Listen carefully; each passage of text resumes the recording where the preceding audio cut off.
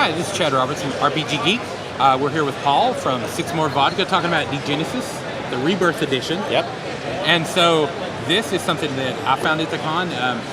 This is is this the first showing at the major convention of this game? Yes, it is. It's the first time we've been in America at a major convention. Oh, perfect. Ever. So tell us a little more about the backstory of this and how this differs from a lot of the other stuff that you're going to see out there. Sure. That deals with like punk sort of. Yep. So it's a post-apocalyptic, broadly speaking, RPG game developed by Marko Djurdjevic, who's the owner of Six More Vodka. Yep. The whole backstory is that in the year 2073, asteroids hit the Earth, right? Yeah. It's originally a German game, so our world is primarily Germany, the Mediterranean basin, North Africa, right? What we didn't know after the asteroids hit, of course, is that you have the normal stuff happens, right? Wars, pestilence, famine, all of it, right? So human civilization as we know it today ceases to exist. Right. Over the next couple of 100 years, the game itself is set about 500 years in our future. So over that intervening time, humanity's trying to pull themselves back up, right? What we didn't know is that those asteroids that hit the Earth contained within them a virus, right, which rewrites DNA for organic material. So in each of the, you can see on the map, maybe not, let's show off this map, because this map is gorgeous. So I know it's probably hard to see, but on the map you can see little symbols where all of the major impact craters are in Europe. Each of those, we're talking about miles wide, right? These are massive asteroids, right, that destroy the Earth. So what's happening while humanity is trying to struggle to survive and just find food and begin to crawl back up the ladder, what we didn't realize, because we're so focused on ourselves, is that this biological toxin existed and it was now invading our ecosystem, right, our biosphere. Over time, around the craters, you begin to see mutated plant life, mutated insect life, mutated animal life, right? Spore fields grew up around these craters, which if you think of them as like a dandelion, when you blow on it and the little fuzzy things go all over, right? Exactly. So it gets up into our atmosphere, starts to circle around. Eventually, of course, it finds man, right? So it begins to rewrite our DNA. Now, it's a slow process, but what happens is when you're affected with it, you start to display behaviors that are different. You may have some abilities, depending on the type of, on how it affects you. You may have some telepathic abilities or some empathic abilities, something that makes you different. As that's noticed, then people start to ostracize you. What's wrong with Chad, right? Yeah. Something's different about Chad. I don't get it. Because we're a little more primitive now, we're not thinking necessarily, you know? So these people get ostracized over time as this primer, which is what we call it in the game, primer, begins to rewrite your DNA, and you become infected. You begin to change. Now you're human, but you're not human anymore, right? You become what we call in the game Homo Degenesis, which is where the name comes from, right?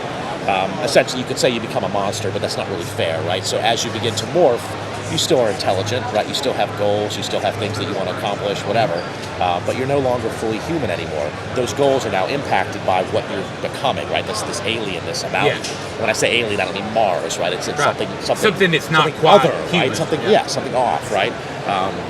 And that's sort of the background around what's happening. So you have a second potentially extinction level event, right? This biological hazard could eventually turn us all into something else. At the same time, as humanity is growing up, what you're seeing is, amongst all these different areas, you've got these different people, right? So we've got the various cultures in the game, Hyperspania, according to France, Spain, Germany, Poland, the Balkans, and Italy, and then on the other side we've got Africa, right? And you can play African characters as well. So you choose, as you're building your characters, where you want to come from, and that affects a lot about who you are, right? Both in a game mechanic way, because certain skills, pluses or minuses, depending on your culture. But then you get to really the core of the game, which is the cults. Now, cults, some people would equate those with sort of a character class, but it's way more than that, right? This is really like your being, right? I'm not just a fighter or a cleric. When you're one of these cults, it's really you're buying into whatever that is, right? The main cults in the game, there are 13 that you choose from. The picture that we have here is what we call a spitalion, which is a corruption of the word hospital or hospitaler, right? So these are people that have been the ones to try to preserve our scientific knowledge, medical knowledge, biology, chemistry, those kinds of things, right? So they're one of the more advanced, quote-unquote, cults in the world. They are the first ones that really recognized what this primer means, right, and that it is a very dangerous thing. This is why when you see them depicted, they are covered head to toe. They don't want to breathe in the spores that are in the air and get infected. In fact, their whole reason for being is combating that. So they go out and find these spore fields and burn them. As they're traveling around looking for infestations of spores, if they come across a village with people like you and me in it, right, we're farmers just trying to live. If they find a child in that village who exhibits strange behavior, everyone dies. Everything dies. It gets burnt because to them, we're trying to save humanity. Yeah, it's the lesser of two evils, Yeah. right? So we have to stamp out the spore infestation. So whatever it takes, and that's how you rationalize it. It's good. Right. You've got cults that are militaristic cults. We've got the Helvetics, which are like almost like a warrior monk cult, like sort of samurai bushido code kind of thing, but they don't use a sword, they use guns and grenade launchers. Same thing though, your gun is part of you, it's part of what you are, it's not a piece of equipment, right? Yeah. You've got military cults, you've got religious cults, right?